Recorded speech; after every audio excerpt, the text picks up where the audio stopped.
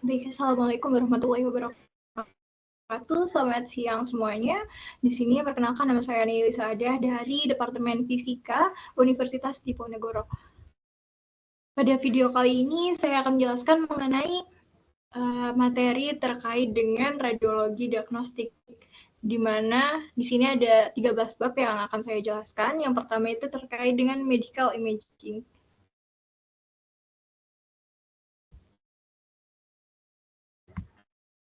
Jadi ada beberapa modalitas pada medical imaging. Yang pertama itu radiografi umum, ada fluoroskopi, ada mamografi, ada CT scan, MRI,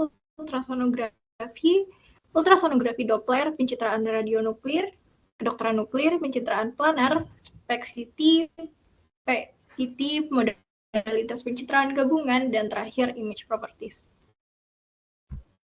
Terkait dengan radiografi umum, itu merupakan sumber sinar X di satu sisi pasien dan detektor sinar X biasanya itu datar di sisi lainnya.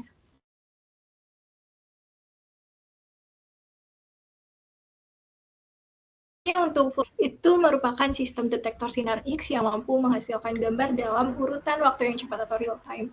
Biasanya alat ini untuk organ yang bergerak. Dan yang ketiga itu ada mamografi. Mamografi itu merupakan radiografi payudara atau merupakan jenis pencitraan proyeksi transmisi. Selanjutnya ada CT scan, itu merupakan teknik transmisi yang menghasilkan gambar irisan jaringan pada pasien.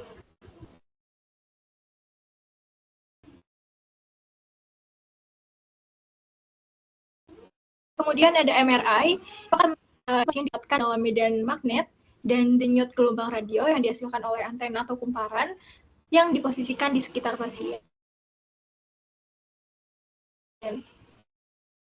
Kemudian ada USG atau ultrasonografi, merupakan energi mekanis dalam bentuk suara frekuensi tinggi atau ultra, itu dapat digunakan untuk menghasilkan gambar anatomi pada pasien. Kemudian ada ultrasonografi Doppler, merupakan pemeriksaan medis yang bersifat non-invasif atau tidak memasukkan benda ke dalam tubuh dengan menggunakan gelombang suara frekuensi tinggi. Kemudian ada kedokteran nuklir imaging, itu suatu bentuk pencitraan fungsional yang memberikan informasi mengenai kondisi fisiologis pasien menggunakan nuklir. Di sini ada medical planar, di mana gambar proyeksi itu pada setiap titiknya mewakili aktivitas radioisotop di sepanjang garis yang diproyeksikan melalui pasien.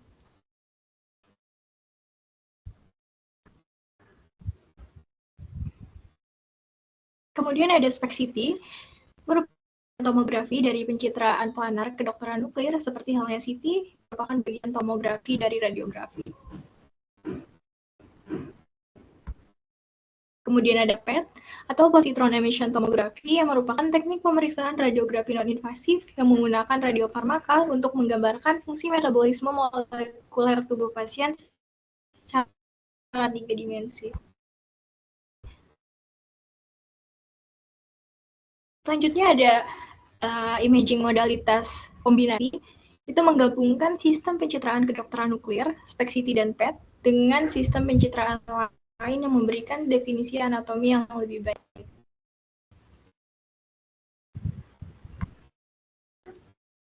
Selanjutnya dengan image mist, itu ada kontras, merupakan perbedaan dalam nilai skala abu-abu dalam gambar, dan yang kedua ada resolusi spasial, itu mengacu pada kemampuan untuk melihat detail kecil.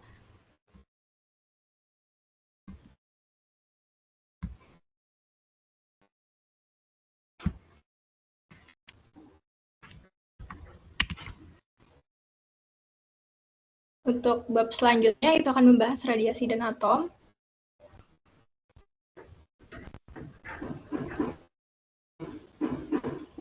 Di mana definisi radiasi itu sendiri merupakan energi yang bergerak melalui ruang atau materi. Kategorinya ada dua, radiasi elektromagnetik dan radiasi partikel.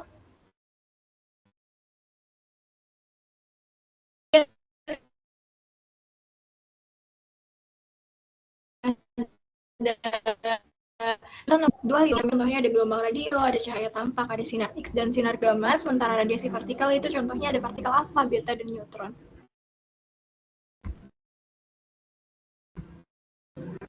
Di sini ada karakteristik gelombang. Jadi pada gelombang itu biasanya ada amplitudo, ada panjang gelombang, ada periode, ada frekuensi, dan juga hubungan kecepatan.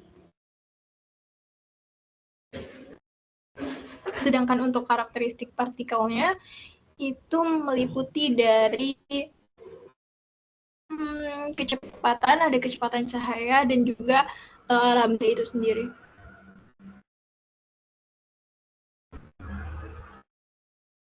Di sini untuk radiasi partikel biasanya itu digunakan dalam medis, terutama pada terapi radiasi menggunakan partikel-partikel untuk menghancurkan sel kanker.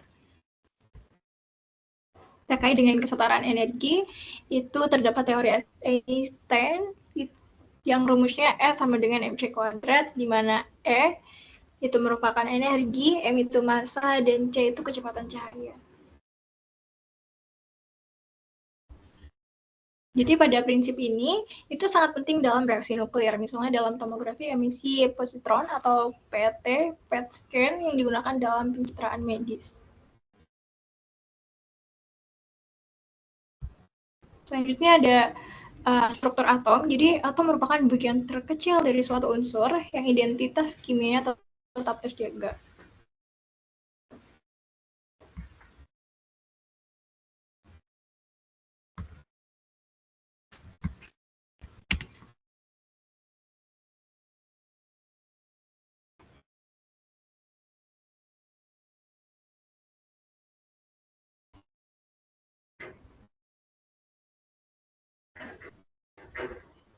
Baik, bab selanjutnya itu interaksi radiasi dengan materi.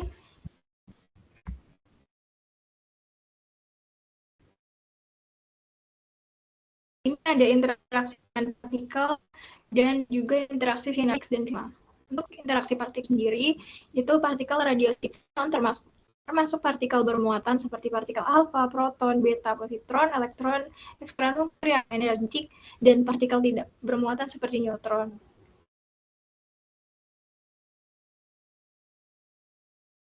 Partikel bermuatan energik itu berinteraksi dengan materi melalui gaya listrik atau biasa disebut Coulomb, dan kehilangan energi kinetik melalui eksitasi, ionisasi, dan juga radioaktif loss. Terkait dengan eksitasi dan ionisasi, ini terjadi ketika partikel bermuatan itu kehilangan energi sehingga karena adanya tarikan dalam orbital elektron dalam media.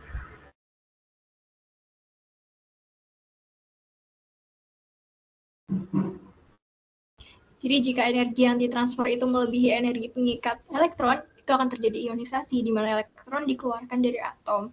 Terkadang elektron yang dikeluarkan memiliki energi yang cukup untuk menghasilkan ionisasi lebih lanjut yang disebut dengan ionisasi sekunder.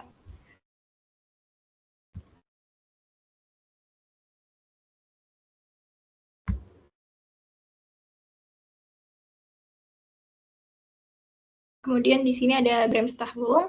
Itu dalam bahasa Jerman artinya radiasi penghambatan, merupakan emisi radiasi yang menyertai perlambatan elektron. Perlambatan elektron berkecepatan tinggi dalam tabung sinar X itu menghasilkan sinar X Bremsstrahlung yang digunakan dalam pencitraan diagnostik.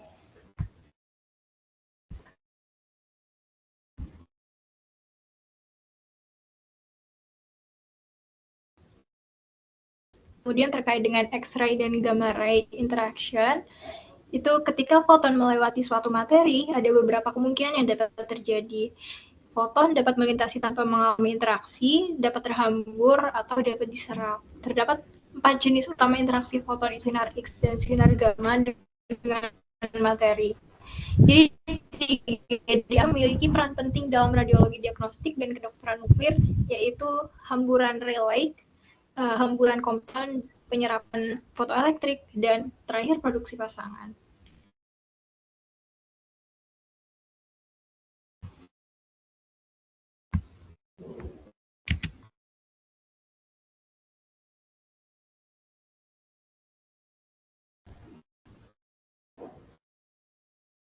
Kemudian interaksi radiasi dengan materi.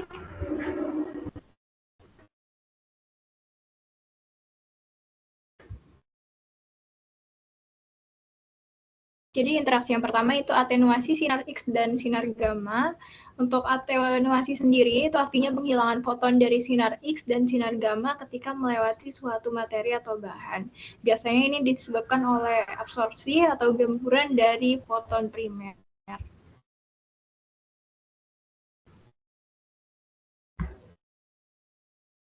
Koefisien atenuasi itu ada atenuasi linier, ada koefisien atenuasi massa, ada half cellular layer atau HVL, itu merupakan ketebalan material yang dibutuhkan untuk mereduksi intensitas X-ray atau gamma menjadi setengah dari intensitas awal.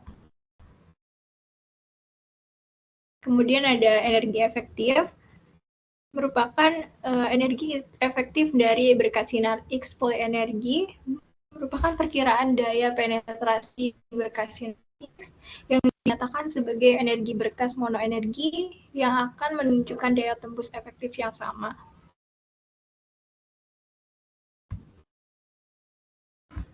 Kemudian di sini ada beam hardening, merupakan perubahan spektrum sinar X ke energi efektif yang lebih tinggi sebagai sinar transfer materi. Kemudian apa sih absorpsi sinar energi dari sinar X dan sinar gamma? Untuk satuan dan pengukuran radiasinya itu menggunakan acuan ICRU dan juga ICRP. Di sini ada beberapa yang akan kita bahas. Yang pertama itu fluensi, merupakan jumlah foton atau partikel yang melewati suatu satuan luas penampang. Kemudian ada flux, laju fluensi foton atau partikel melewati suatu satuan luas per satuan waktu. Kemudian ada fluensi energi, merupakan jumlah energi yang melewati satu satuan luas penampang.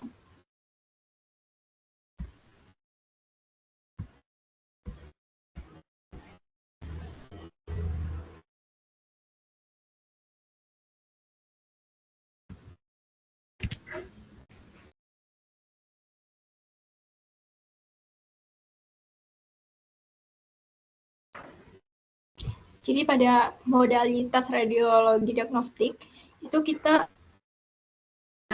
perlu memantau terkait dengan image quality.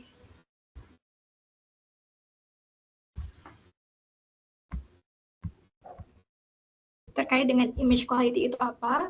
Berbeda dengan foto yang diambil untuk tujuan estetika, jadi gambar medis itu diambil untuk kebutuhan medis, di mana kualitas gambar medis tidak diukur berdasarkan seberapa indah tampilannya, tetapi seberapa baik tersebut dapat menyampaikan informasi anatomis atau fungsional dari tubuh pasien yang dibutuhkan untuk diagnosis yang akurat oleh dokter.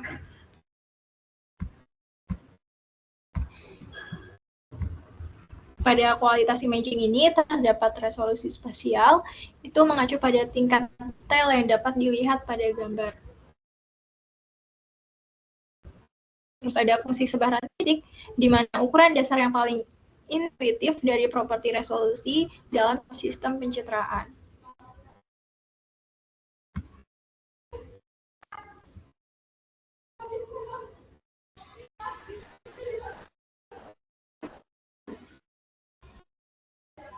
Kemudian ada fungsi sebaran garis, di mana ini digunakan untuk mengevaluasi respon sistem pencitraan ketika distimulasi dengan sinyal berbentuk garis.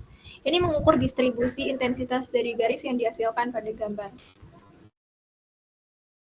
Kemudian ada fungsi sebaran tepi, di mana diukur dengan menggunakan tepi tajam sebagai gantinya, alih-alih menggunakan gambar celah seperti pada LSP.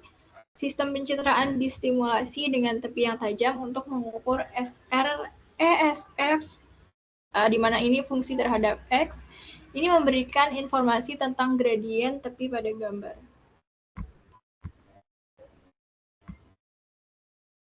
Selanjutnya ada konvolusi.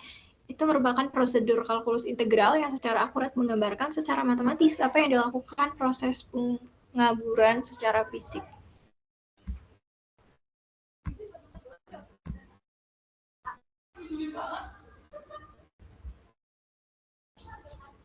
Di sini dapat dilihat pada gambar ada contoh terkait dengan kernel konvolusi dua dimensi.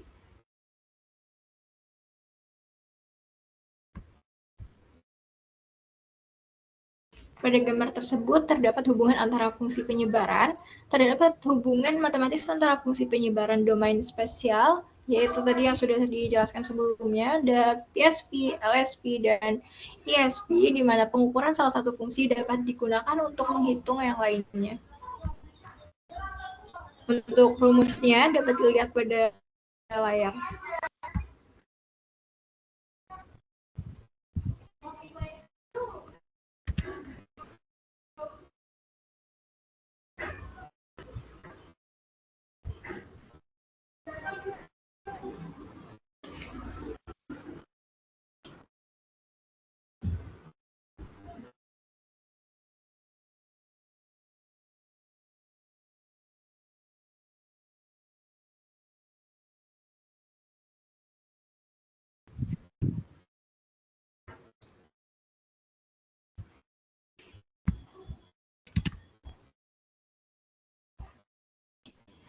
Baik, bahasan selanjutnya itu terkait kontras pada imaging atau citra.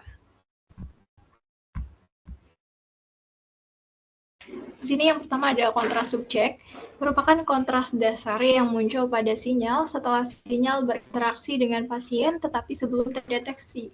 Kontras ini dapat didefinisikan sebagai perbedaan dalam fluensi sinar X-ray di seluruh sinar yang muncul dari pasien yang mengenai detektor.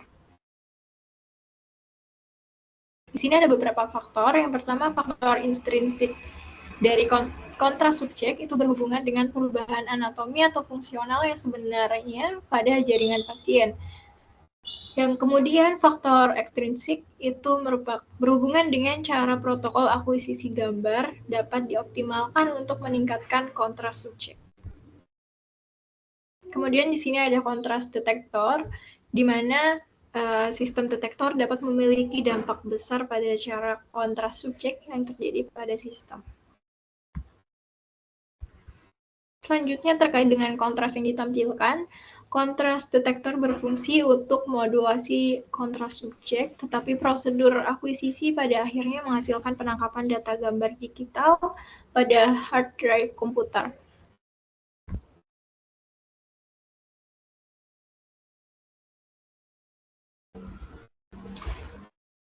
Selanjutnya terkait dengan rasio kontras terhadap kebisingan atau noise. Jadi rasio kontras terhadap kebisingan atau noise itu biasanya disebut dengan CNR, contrast to noise ratio, adalah ukuran objek yang tidak bergantung pada ukuran level sinyal di tengah-tengah noise. Contohnya sebuah cakram sebagai objek. Itu dapat dilihat pada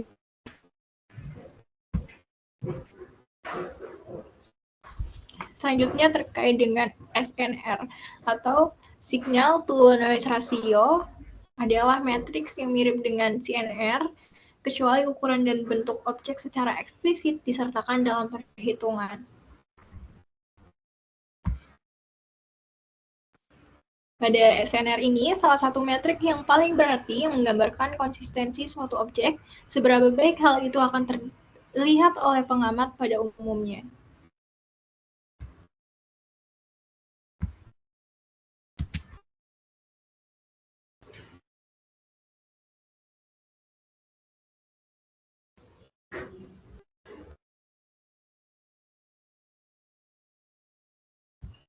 Bab selanjutnya masih membahas tentang image quality. Di sini ada konsep dasar terkait dengan resolusi dan kontras. Pada resolusi spasial, itu merupakan kemampuan sistem pencitraan untuk membedakan dua objek yang berdekatan. Sedangkan resolusi kontras itu mengacu pada kemampuan sistem untuk membedakan objek dari latar belakang berdasarkan perbedaan intensitas sinyal. Hubungannya dengan kualitas gambar, jadi resolusi spasial dan kontras bersama-sama menentukan seberapa baik detail suatu objek terlihat dalam pencitraan. Jadi gambar itu sendiri atau imaging merupakan diagram yang menunjukkan perbedaan antara resolusi tinggi dan rendah serta kontras tinggi dan rendah.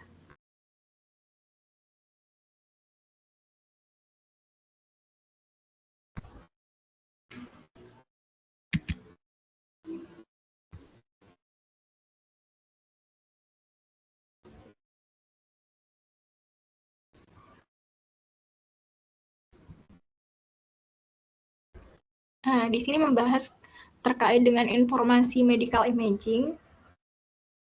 Pencitraan medis sendiri itu merupakan bidang sains dan teknik multidisiplin yang membahas mengenai pengumpulan, transfer, penyimpanan, pemrosesan, tampilan persepsi, dan penggunaan informasi dalam kedokteran. Di sini ada representasi data analog dan digital, detektor perangkat pencitraan medis secara inheren yang menghasilkan data analog selama bertahun-tahun informasi dalam pencitraan medis. Contohnya itu ada fluoroskopi, kamera kill kedokteran nuklir, dan sistem pencitraan ultrasound seluruhnya dalam bentuk analog. Data analog sendiri itu merupakan informasinya jadi diperbolehkan nilainya kontinu atau bilangan tak terbatas antara dan atas. Sedangkan data digital itu informasinya diperbolehkan angka atau huruf alfabet yang diwakili oleh urutan digit.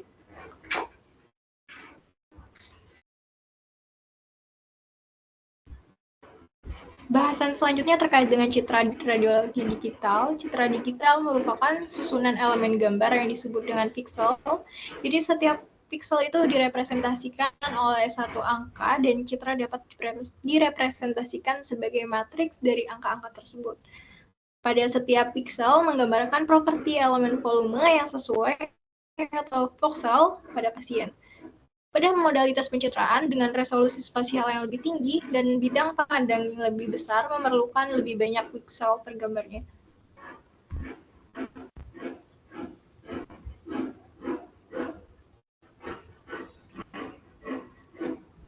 Jadi untuk perbedaan piksel itu dapat dilihat pada gambar. Nah, pada 4 gambar ini itu tentu image quality-nya sangat berbeda karena jumlah pikselnya juga berbeda.